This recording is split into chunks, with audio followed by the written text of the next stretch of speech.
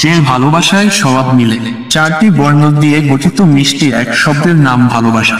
ভালোবাসা পৃথিবীর সবচেয়ে চর্চিত ও অন্তরের দোলা দেওয়া একটি শব্দ। এটি একটি মানবিক অনুভূতি এবং আবেগকেন্দ্রিক অভিজ্ঞতা।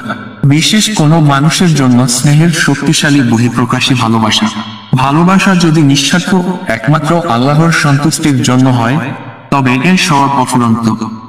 রাসূল সাল্লাল্লাহু আলাইহি ওয়াসাল্লাম বলেন, কিয়ামতের দিন আল্লাহ তাআলা ঘোষণা করবেন, যারা আমার সন্তুষ্টির জন্য একে অন্যকে ভালোবেসেছিলে, তারা আজ কোথায়? আজ আমি তাদেরকে আমার আরশের ছায়াতলে আশ্রয় দেব। আল্লাহর সন্তুষ্টির জন্য একে অন্যকে ভালোবাসার গুরুত্ব ইসলামে অনেক বেশি। রাসূল সাল্লাল্লাহু আলাইহি ওয়াসাল্লাম বলেন, তোমরা যতক্ষণ মুমিন হবে না, ততক্ষণ জান্নাতে যেতে পারবে না। আর তোমরা যতক্ষণ পরস্পরকে ভালোবাসবে না, ততক্ষণ মুমিন হতে পারবে না। তারপর রাসূল সাল্লাল্লাহু আলাইহি ওয়াসাল্লাম বলেন, আমি কি তোমাদের এমন আমলের কথা বলে দেব, যা করলে তোমাদের মধ্যে সহজেই ভালোবাসার সৃষ্টি হবে? আর তা হলো সালামের প্রসার ঘটানো। স্ত্রীর প্রতি ভালোবাসা পোষণ করা বড় সওয়াবের কাজ।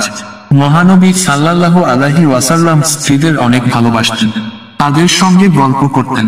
আম্মাজান আয়েশা রাদিয়াল্লাহু আনহা এর সঙ্গে দৌড় প্রতিযোগিতাও করেছেন তিনি।